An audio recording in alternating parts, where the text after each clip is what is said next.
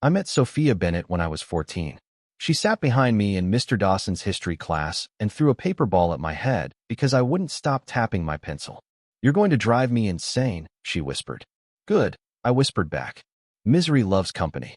She laughed so loud Mr. Dawson made her stand in the hallway. When she came back in, she slid a note onto my desk. It said, "Worth it." That was 12 years ago. I still have that note. We became inseparable after that. Lunch tables, bus rides, late-night phone calls about nothing and everything.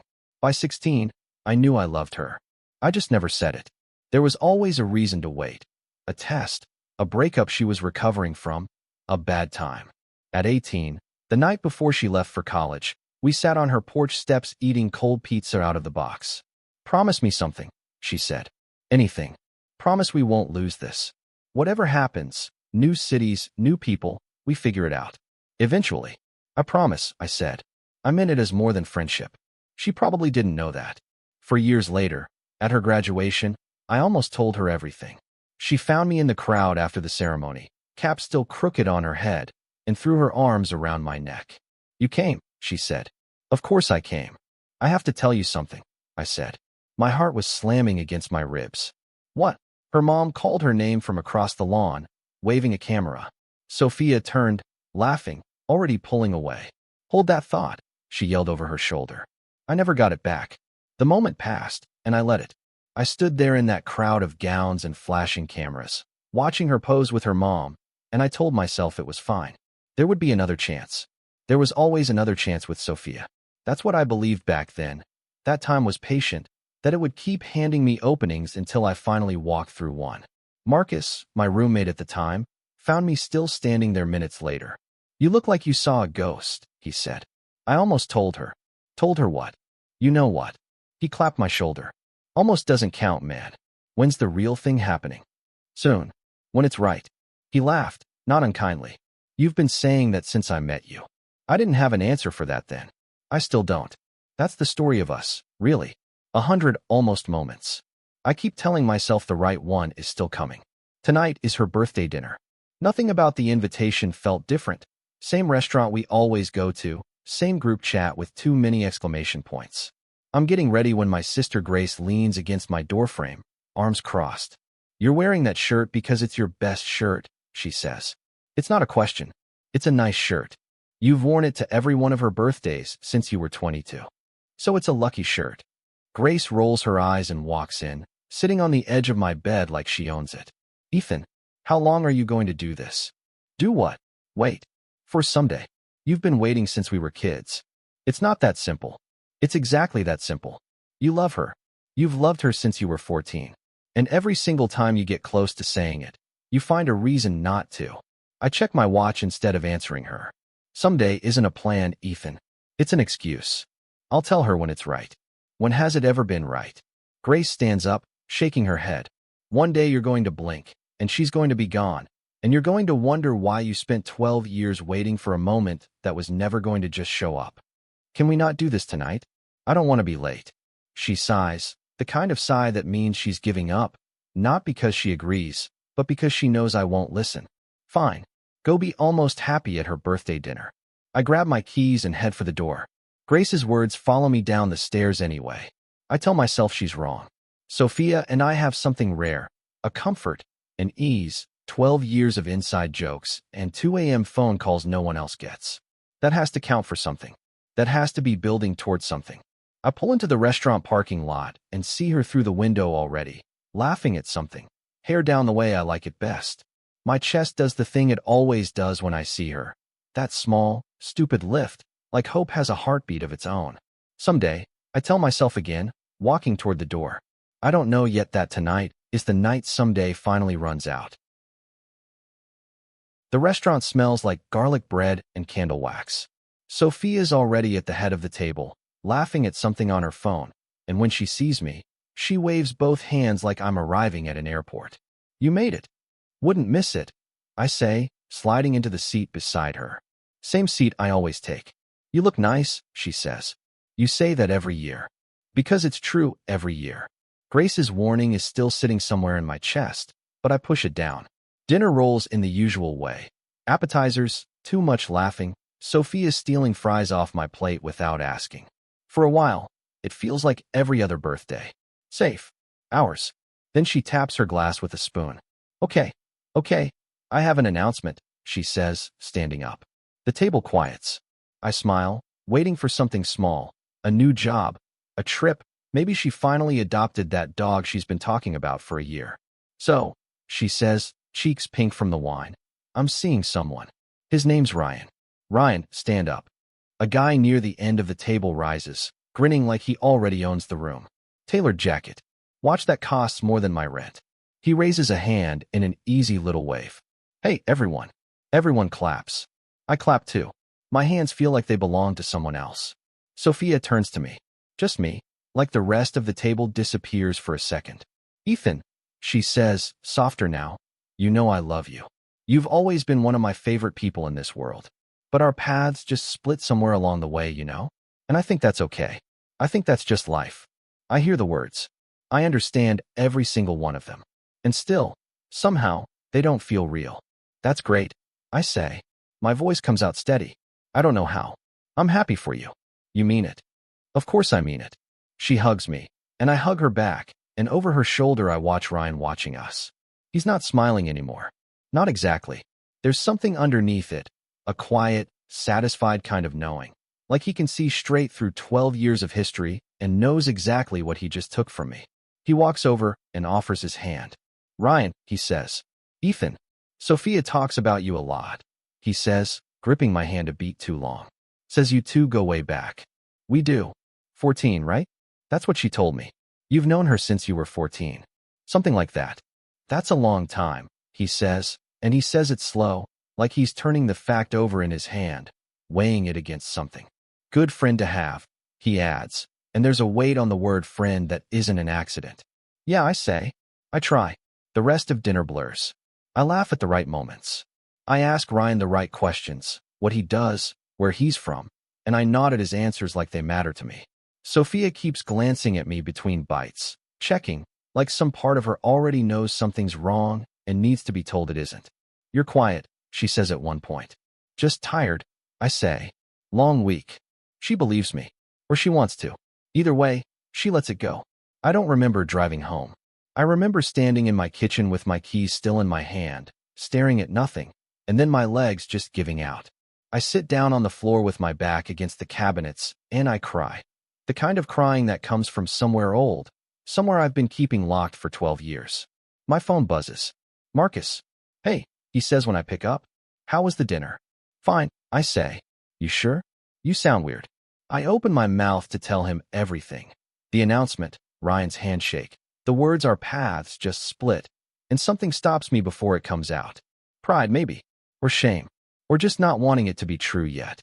Yeah, I say instead. Just tired. Long day. All right, man. Get some sleep. I hang up and sit there a while longer, the silence pressing in around me. 12 years of almost finally catching up all at once. I keep thinking about the way she said it. Our paths just split, like it happened on its own, like neither of us had anything to do with it. But I know better. I know exactly where I stood still. Grace is sitting on my couch when I walk in, like she's been waiting there for hours. Maybe she has. You look terrible, she says. Thanks. I mean it. You look like you didn't sleep. I didn't. She pats the cushion next to her. I don't sit. I go to the kitchen instead, pour a glass of water I don't want, just to have something to do with my hands. So, she says, following me. How was the dinner? Fine. Ethan. It was fine, Grace. Then why do you look like someone died? I set the glass down harder than I mean to. She's seeing someone. Ryan. From her office. Grace doesn't say anything for a second. Then, quietly, okay. And how do you feel about that? How do you think I feel? I think you feel like you always feel, like this happened to you. Like you were just standing there, and life came along and took something from you. That's exactly what happened. No, it's not. Her voice sharpens. Nothing happened to you, Ethan. You didn't lose her to Ryan. You lost her years ago, to yourself. That's not fair, isn't it? She crosses her arms. When was the last time you told her how you felt? Not hinted. Not almost. Actually said it. I don't answer. That's what I thought. It's not that simple, Grace. It is that simple. You just don't want it to be, Because if it's simple, then it's your fault, and you'd rather it be some tragedy that happened to you than a choice you kept making. Her words land somewhere deep, somewhere I don't want them to. I was going to tell her. I say. At graduation. I almost. Almost, Grace repeats. You always almost. Do you know how many times I've heard that word from you? Almost told her. Almost said something. Almost this, almost that. 12 years of almost. And you're surprised she moved on. What was I supposed to do, Grace? Just blurt it out in the middle of everything and risk losing her as a friend too? Maybe. Yes. Better that than this. At least then you'd know. At least then it would have been your choice. Not something that just happened while you were busy waiting for the perfect moment. I sit down at the table because my legs don't feel steady anymore. Dad used to say that. I say quietly. Some things are better left unsaid. Grace goes still. I remember it clear as anything. I was maybe 10, and I'd asked him why he never told Mom he was proud of her, why he just stood there when she cried about it once, silent, jaw tight. He looked at me and said, some things are better left unsaid, Ethan. Saying it doesn't always fix it. I believed him. I think some part of me has believed him ever since. I've spent 12 years carrying his words around like they were wisdom, when really, they were just fear dressed up as advice. Look how that turned out, Grace says softly. You remember how many nights she cried in that kitchen because he never told her anything. You remember the way that marriage just quieted out over years because neither of them said what they meant until it was too late to matter.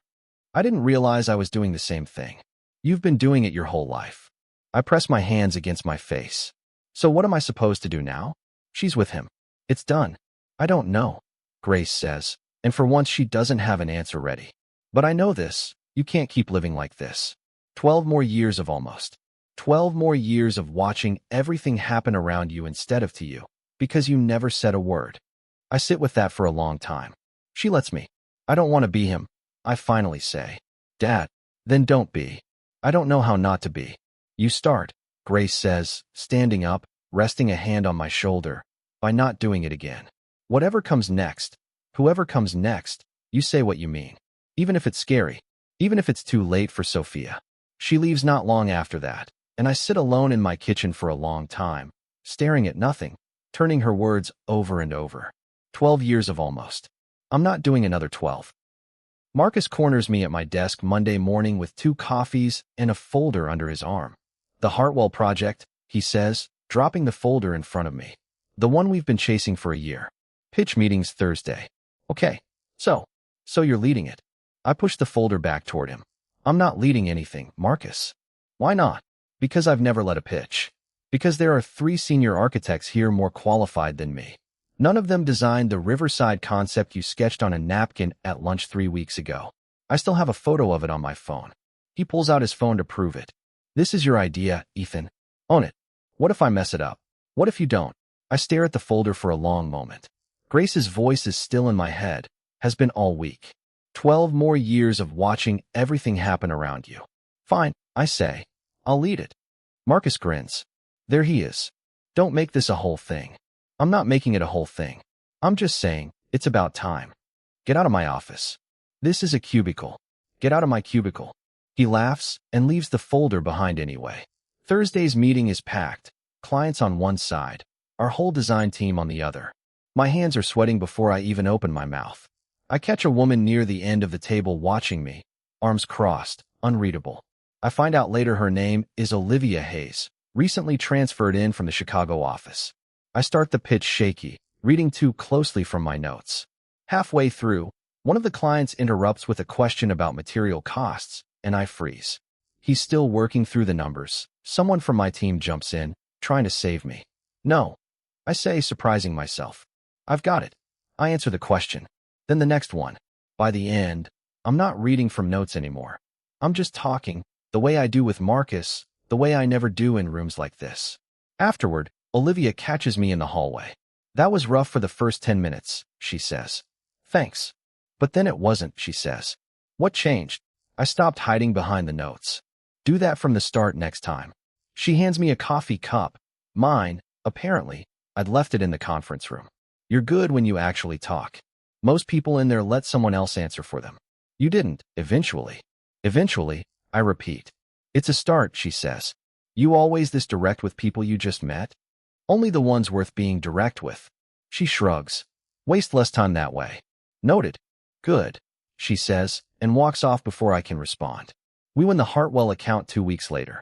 My name's on the project lead line for the first time in 4 years at this firm. Small thing. Feels like a mountain. Olivia becomes something like a friend after that. Blunt, funny, has zero patience for me going quiet in meetings. Say the thing. She tells me at least once a week. Whatever's in your head. Just say it. I'm getting better at it. Slowly. Sophia texts less these days. I notice a missed birthday reminder here, a message left on read there, but I don't chase it the way I used to. I don't send the follow-up text asking if everything's okay.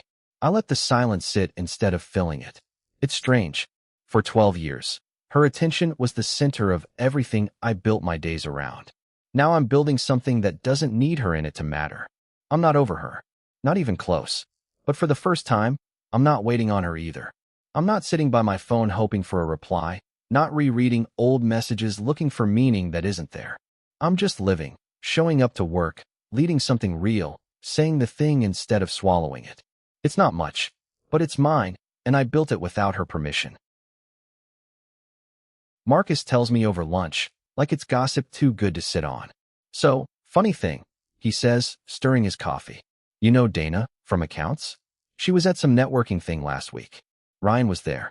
Okay. He was telling people about Sophia. Bragging, basically. Said, winning her over wasn't even hard. Called it a game. His words, wasn't even a challenge. I put my fork down. A game. That's what Dana said. Apparently he laughed about it, like it was some story about beating a level in a video game, not a person. I don't know what to feel first. Anger on Sophia's behalf, or something uglier and more selfish underneath it. A small voice saying I told you, so that I don't like hearing from myself. Does Sophia know? No idea. Doesn't seem like the kind of thing that stays quiet forever, though. What else did Dana say? That he made it sound like some kind of conquest. Like the two of you were competing for something, and he won. Marcus shakes his head. Guy sounds exhausting. He's always been like that. Confident in a way that feels like a performance. Well, performances end eventually, Marcus says. Curtain always drops.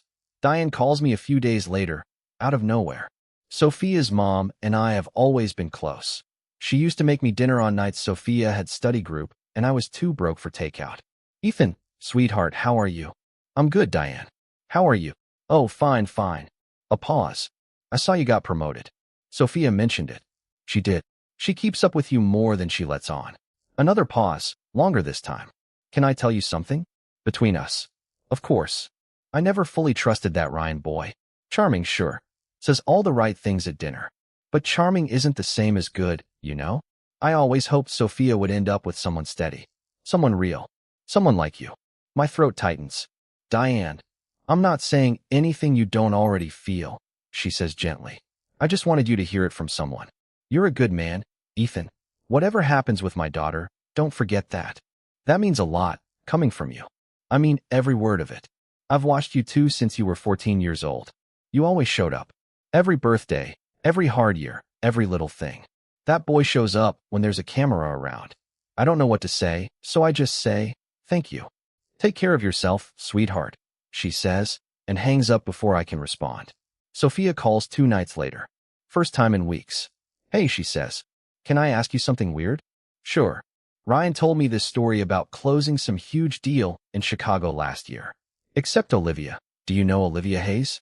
She mentioned at a work thing that Ryan wasn't even on that account. He wasn't even in Chicago that month. Huh. I say, careful. It's probably nothing.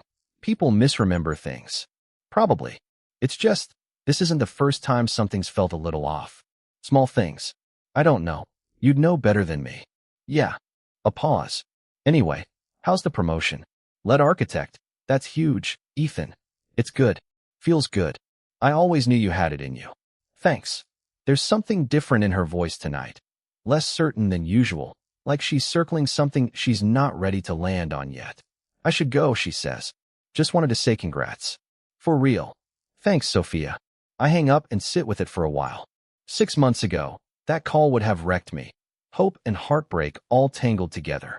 Tonight, it just feels like information. A door cracking open somewhere far off, one I'm not chasing after anymore. Marcus texts me that night. Heard you're the golden boy of the office now. Feels good, right? I write back. Feels different. Good different. What changed? I stopped waiting for permission to want things. Look at you. Growth. For the first time in longer than I can remember, I mean it. My phone rings at 11 at night. Sophia's name on the screen, and my first instinct, old habit, is to pick up before the second ring. Hey, I say. You okay? She's crying. I can hear it in the first breath she takes before she even speaks. Can I come over? Yeah, of course.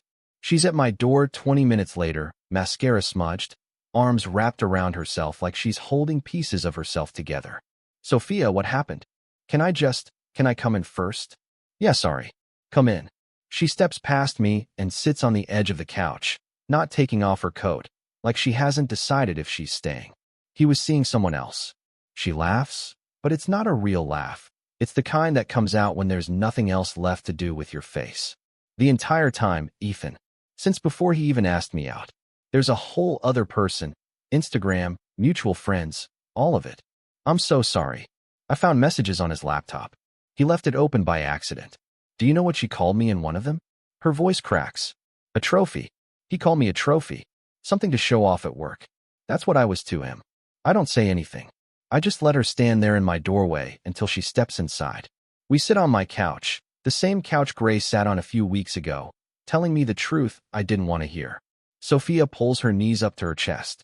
I keep thinking about what your sister used to say, she says. How you two always joke that timing is everything. Grace says a lot of things. I picked him because he was certain, Sophia says quietly. Because he said things out loud right away. Confident things. I never had to wonder what he was thinking. She looks at me. With you, I always had to wonder. My chest tightens. Sophia, I'm not blaming you, she says quickly. I'm not. I think I chose comfort over someone who actually loved me. I think some part of me always knew what you felt, and I picked the person who said it out loud instead of waiting for you to. You don't have to explain yourself to me tonight. I want to, though. I've been sitting with this in my car for an hour trying to figure out how to say it. The room goes quiet. This is it.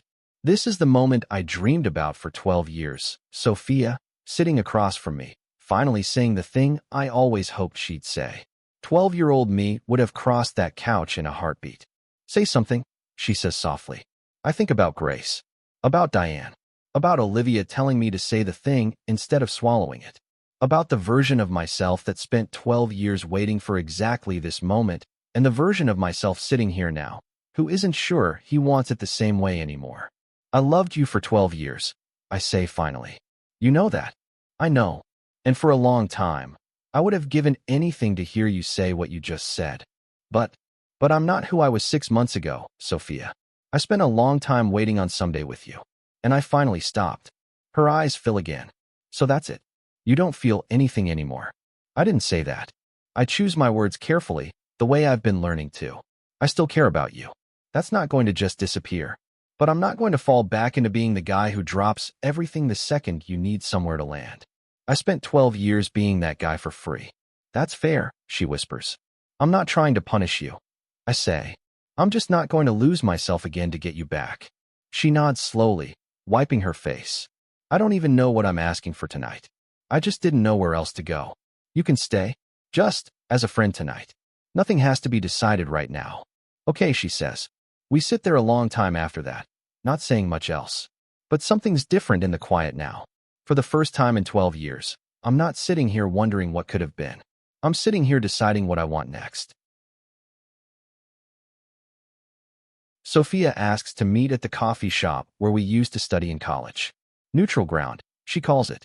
I get there first and take the corner table, the same one we always used, out of habit more than anything. She walks in 10 minutes later, hair down, no makeup, none of the polish from before. Hey, she says, sitting across from me. Hey, thanks for meeting me. Of course. I almost didn't come, she admits. Didn't know what I'd even say to you. You came anyway. Yeah, I came anyway. She wraps both hands around her cup like she needs somewhere to put them. I heard about Ryan. Everyone at the office knows now. About the lying, about the other woman, all of it. He didn't get that promotion he wanted. I heard they're moving him to a different branch. Quietly. I heard something like that too. Did you have anything to do with that?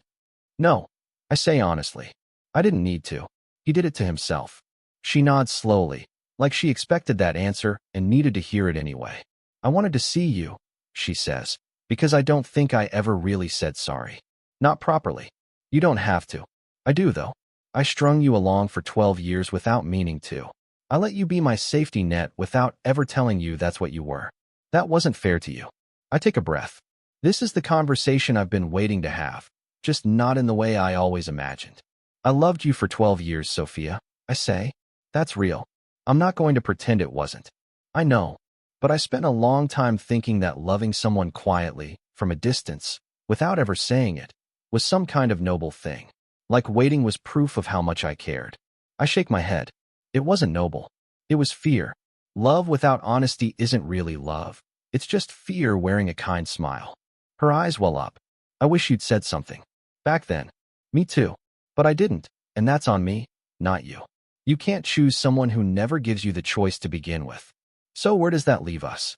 I forgive you, I say, for choosing him, for not seeing what was right in front of you. All of it. Thank you.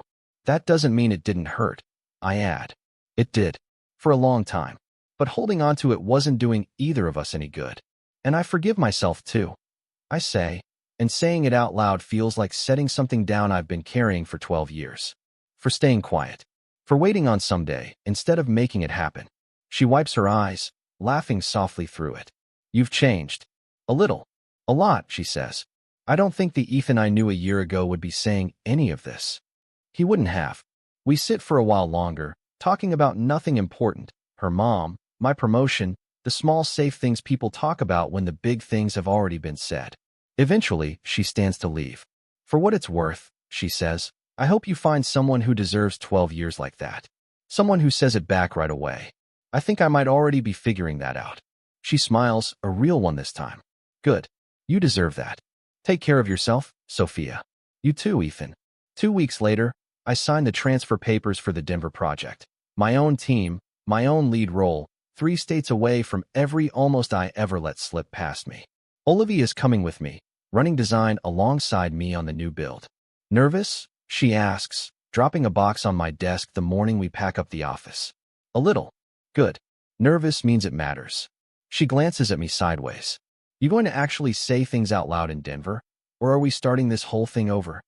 I'm done not saying things. We'll see. We will. I say, and I mean it. I don't know what's waiting for me out there. I just know I'm not waiting anymore. Not for someday. Not for the right moment. Not for anyone to hand me my own life.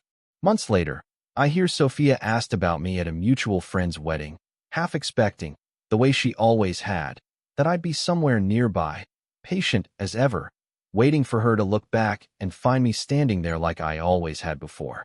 But for the first time in 12 years, I wasn't standing anywhere waiting. I was already gone, walking toward a life I finally built for myself.